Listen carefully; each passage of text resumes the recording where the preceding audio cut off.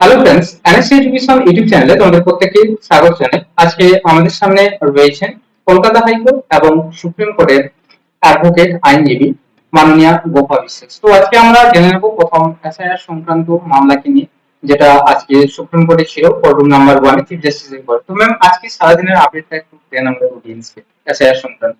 দেখুন, এসআইআর নিয়ে যে মামলাটি বর্তমানে আমাদের সুপ্রিম কোর্টে পেন্ডিং, সেখানে দেখুন এই মামলাটি ইলেকশন কমিশনের যে এসআইআর প্রসেসটা যে চলছিল এই ইলেকশনের আগে, সেই প্রসেসে দেখা যাচ্ছে অনেক লজিক্যাল ডিসক্রিপিয়েন্সি এসছে। মানে ধরুন, একজন মানুষ যার নামের মাঝখানে হয়তো কুমার আছে, কেউ সেই নামটা হয়তো কেউ কোনো কোনো জায়গায় কে আর লেখে, কোনো কোনো জায়গায় KUMAR লেখে। সেই নামগুলো এইরকম ধরনের প্রচুর মানে মানুষের নাম কিন্তু এরকম লজিক্যাল ডিসক্রিপেন্সিতে এসছে। প্রায় সেই সংখ্যাটা 7 লক্ষর কাছাকাছি বা 7 লক্ষের বেশি। সেক্ষেত্রে দেখা গেছে যে এই যে অ্যাপিল, যাদের ধরুন নামগুলো আন্ডার অ্যাডজুডিকেশনাল ডিসক্রিপশন লিস্টে এসছে, তারা কি করবে? পরবর্তীতে এই নিয়ে মামলা হয় সুপ্রিম কোর্টে, সেখানে হাইকোর্ট থেকে এসে সুপ্রিম কোর্টে সেই মামলা গড়ায়। সেখানে পরবর্তীতে 10 তারিখে কিন্তু স্পেসিফিক জাজমেন্ট আসে, যে স্পেসিফিক অর্ডার আসে, যে অফিসার নিয়োগ করা হয়েছে সেখানে, অফিসার জুডিশিয়াল অফিসার, তারা কিন্তু ওই যে লজিক্যাল ডিসক্রিপশন যেগুলো ধরুন আন্ডার অ্যাডজুডিকেশনে পড়েছিল, সেই নামগুলোর ফের দেবে। মানে হচ্ছে তারা আদৌ এই ইনক্লুড হবেন এই লিস্টের ভেতরে, নাকি তারা লিস্টে এক্সক্লুশন হবে, সেই ডিসিশনটা কিন্তু ওই ডেজিগনেটেড অফিস জুডিশিয়াল অফিসার যারা রয়েছেন, তারাই কিন্তু সেটা তাদের লজিক্যাল মাইন্ড ইউজ করে তাদের সামনে যে ডকুমেন্টস গুলো থাকবে সেগুলো দেখে কিন্তু তারা সেটা ডিসাইড করবে। পরবর্তীতে দেখা যায় যে এখনো পর্যন্ত সেই সংখ্যা কিন্তু এখনো শেষ হয়নি। মানে জুডিশিয়াল অফিসারদের যে ডিসাইড করার যে সবাইকে সবার সব লজিক্যাল ডিসক্রিপেন্সি গুলো কিন্তু এখনো ডিসাইড করা সম্ভব হয়নি। তারা কিন্তু আজকে কোর্টে একটি স্ট্যাটাস রিপোর্ট চাওয়া হয়েছিল, কোর্টে কিন্তু সেই এই ইলেকশন কমিশন কিন্তু স্ট্যাটাস রিপোর্ট দিয়েছে। সেখানে দেখা গেছে 46 লাখ এন্ড অড সেগুলো অলরেডি ডিসাইড হয়ে গেছে। রিমেনিং যে সংখ্যাটা রয়েছে সেটা কিন্তু এখনো পর্যন্ত আন্ডার অ্যাডজুডিকেশনে রয়েছে, সেটার ফেট কিন্তু এখনো ডিসাইড হয়নি। নিশ্চিতভাবে তারা সেখানে বলেছে যে তারা 6 তারিখের মধ্যে সেই ডিসিশনটা নেবে, তাদের এই প্রক্রিয়া সম্পন্ন হবে। কিন্তু এখন প্রশ্ন হলো যে আপনারা জানেন এর মধ্যেই অনেকের নাম দেখা গেছে যে পরিবারের সবার নাম এসছে কিন্তু একজনের নাম আসেনি। ছেলের নাম এসছে, মেয়ের নাম এসছে, ওয়াইফের নাম এসছে, কিন্তু বাবার নাম আসেনি বা তার পিতার নাম আসেনি। সেক্ষেত্রে এটা তো সম্ভব না। পিতা ছাড়া সন্তান তো কোনোদিন হতে পারে না। একটা সন্তান জন্মাতে গেলে পিতা মাতার সেখানে লাগে, পিতার নাম নেই। পিতা যদি ধরুন সে ভোটার লিস্টে থাকার যোগ্য না হয়, তাহলে কি করে সন্তান থাকবে? এখানে যে অনেক ক্ষেত্রে দেখা গেছে যে যাদের ধরুন 2002 এ নাম ছিল, তার হয়তো অনেকে জানেন যে বিশেষ করে মুসলিম সমাজের অনেকের মোহাম্মদকে MD অনেকে লেখেন, অনেকে মোহাম্মদ কথাটা পুরো লেখেন, অনেকের ক্ষেত্রে শেখ SK লেখে, অনেকে SHAIKH লেখেন। এই যে ডিসক্রিপেন্সি গুলো, সেগুলো কিন্তু এগুলো কিন্তু আন্ডার অ্যাডজুডিকেশনের পরে কিন্তু দেখা গেছে অনেকের ডিলিট লিস্টে নাম চলে গেছে। তাহলে 10 তারিখে 10ই মার্চ কিন্তু সুপ্রিম কোর্ট স্পেসিফিক নির্দেশ দিয়েছিল যে প্রত্যেক হাইকোর্টের কিন্তু যে চিফ জাস্টিস রয়েছে তাকে কিন্তু এই দায়িত্ব দেওয়া হয়েছিল যে একটি ট্রাইব্যুনাল গঠন করবে এবং সেই প্রত্যেকটা ডিস্ট্রিক্টের জন্য একজন রিটায়ার্ড জাস্টিস থাকবে, যারা কিন্তু এই ট্রাইব্যুনালের অংশ হবেন এবং তারা কিন্তু এই যে যে যাদের নাম ডিলিট লিস্টে হলো তারা কিন্তু অ্যাপিল করতে পারবে সেই ট্রাইব্যুনালে, তারা কিন্তু সেটা ডিসিশন নেবে। 10 তারিখের অর্ডারের পরে 20 তারিখে একটি নোটিশ হলো এবং সেখানে খাতায় কলমে ট্রাইব্যুনাল ফর্ম হলো। কিন্তু এখনো পর্যন্ত আজকের দিন পর্যন্ত আপনি যখন আমি এই কথাগুলো বলছি, সেই দিন পর্যন্ত কিন্তু আমার কাছে খবর যে প্র্যাকটিক্যালি এখনো পর্যন্ত ট্রাইব্যুনাল ফাংশন করছে না। এখনো পর্যন্ত একটি মানে ট্রাইব্যুনালে একটি ম্যাটারও সেটা মানে আপনার অ্যাডজুডিকেশন হয়নি, এখনো ডিসিশন হয়নি। তাহলে আপনি বুঝতেই পারছেন যে 6 তারিখ মানে হচ্ছে নমিনেশন দেওয়ার যে লাস্ট দিন, সেই দিন কিন্তু এই ভোটার লিস্টের ফাইনাল তালিকা যা সাপ্লিমেন্ট হওয়ার, যা এডিশন হওয়ার, অল্টারেশন হওয়ার, সেই দিন কিন্তু লাস্ট দিন। তারপরে কিন্তু এই ভোটের ক্ষেত্রে আর কোনো মানুষের নাম অ্যাড হবে না। সেক্ষেত্রে ধরুন তাদের ফেট গুলো কি হবে, তারা কি করবে, এই নিয়ে কিন্তু মানুষের মধ্যে অনেক, বলতে পারেন একটা আতঙ্ক যেমন রয়েছে, অনেক প্রশ্নও রয়েছে। কারণ কি সেখানে কোনো ক্লিয়ার উত্তর নেই। স্বাভাবিকভাবেই সেই নিয়ে অনেক মানুষ বিভ্রান্ত হয়েছে। অনেক ধরুন যারা, যাদের কাছে এই খবরগুলো পৌঁছয় না, বা ধরুন যারা একদম প্রত্যন্ত গ্রামে বসবাস করে, একদম। তাদের নামটা হয়তো বাদ চলে গেছে। তাহলে তারা সেই রিলিফ গুলো কিভাবে পাবে, সেই নিয়েই কিন্তু বর্তমানে যে সুপ্রিম কোর্ট বারবার ইলেকশন কমিশনের কাছে স্ট্যাটাস রিপোর্ট চাইছে, সেই নিয়েই কিন্তু এই মামলাটির এখনো পর্যন্ত হয়েছে।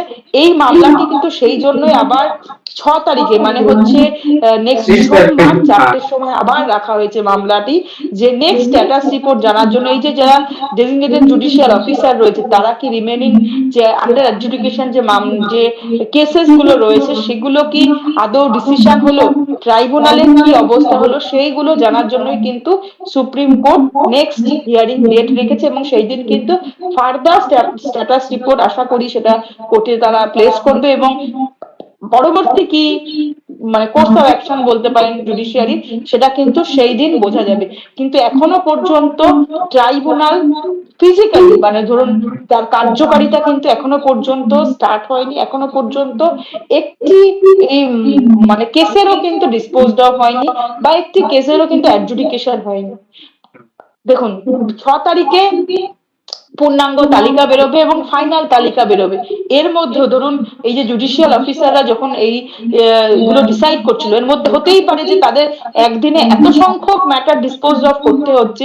একটি ডকুমেন্টস তাদের সামহাও, তারাও তো হিউম্যান বিংস, তাদেরও তো হতে পারে যে একটা সামহাও একটা ডকুমেন্টস মিস হয়ে গেছে, সেটা কনসিডার করতে পারেনি, বা মানে ওভারলুক হয়ে গেছে, এটা হতেই পারে। সেই জন্যই কিন্তু অ্যাপিলেট ট্রাইব্যুনাল রাখা হয়েছে।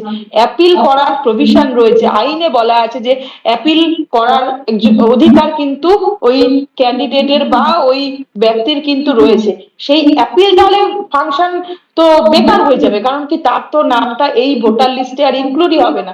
পরবর্তীতে কি হবে সেটা পরবর্তী বিষয়, কিন্তু এই ভোটার লিস্টে যদি নমিনেশনের দিন পর্যন্ত তার নামগুলো ক্লিয়ার না হয়, তাহলে তো যে ক্যান্ডিডেটের বা যে ব্যক্তিগুলোর নাম বাদ গেল, তারা তো সমস্যায় পড়বে।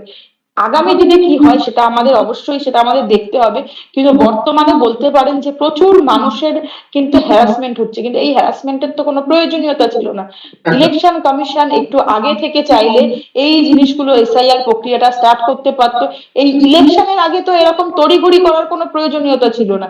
তারা আগে থেকে, 1 বছর আগে থেকে স্টার্ট করতো। বা ভালো করে জানেন যে পশ্চিমবঙ্গের জনসংখ্যা এতটা, এবং সেখানে ধরুন শিক্ষিত যেমন রয়েছে, অশিক্ষিত ব্যক্তিরা রয়েছে, তাদের তো যথোপযুক্ত হেল্প লাগবে। তাদের মানে তারা বুঝবেন না, এবং তাদের হেল্পের জন্য তো সময় দেওয়া উচিত ছিল। কিন্তু এসআইআর প্রক্রিয়ায় তাড়াহুড়ো করতে গিয়ে মানুষের কিন্তু হয়রানির একটা চূড়ান্ত সীমায় পৌঁছেছে, এটা বলা যেতে পারে। একদম, সাধারণ মানুষের এক্ষেত্রে অনেকটাই হ্যারাসমেন্ট হতে হচ্ছে বা ভুগতে হচ্ছে। ম্যাম, আগামীকাল এসআইআর এর কি একদমই, কোনো? আপনি ঠিকই বলেছেন। সাধারণ মানুষকে অনেকটাই ভুগতে হয়েছে।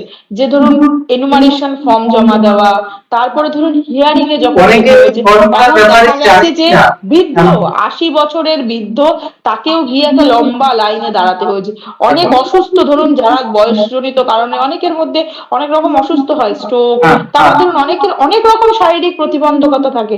তা সত্ত্বেও কিন্তু তাদের জন্য কিন্তু কোনো স্পেশাল ট্রিটমেন্ট তাদের কিন্তু দেওয়া হয়নি। তাদের কিন্তু সেই আলাদা করে লাইনে দাঁড়িয়ে একটা, বলতে পারেন চরম ভোগান্তির মধ্যে তাদের যেতে হয়েছিল সেই হিয়ারিং প্রক্রিয়ায়।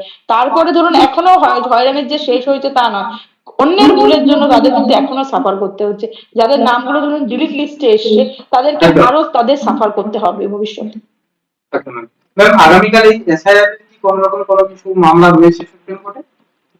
একদমই একদমই একটি মামলা রয়েছেন, কারণ আপনারা জানেন যে 6 তারিখে হচ্ছে ফার্স্ট ফেজের যে এ, ভোটার ভোট হওয়ার কথা, সেই ফার্স্ট ফেজের নমিনেশনের লাস্ট ডেট হচ্ছে 6 তারিখ। সেখানে ইন্ডিয়ান ন্যাশনাল কংগ্রেসের একজন ক্যান্ডিডেট, যে কিনা সিলেক্ট হয়েছে, নমিনেট হয়েছে কংগ্রেস পার্টির পক্ষ থেকে, তার নাম কিন্তু ডিলিট লিস্টে চলে গেছে। অদ্ভুত ভাবে তার পরিবারের সকলের নাম কিন্তু ইনক্লুড আছে এই ভোটার লিস্টে, কিন্তু তার নামটা কিন্তু ডিলিট হয়ে গেছে। অথচ 2002-এ কিন্তু তার নাম ছিল, নামের কিছু মিসম্যাচের কারণে তার কিন্তু নামটা ডিলিট হয়ে গেছে।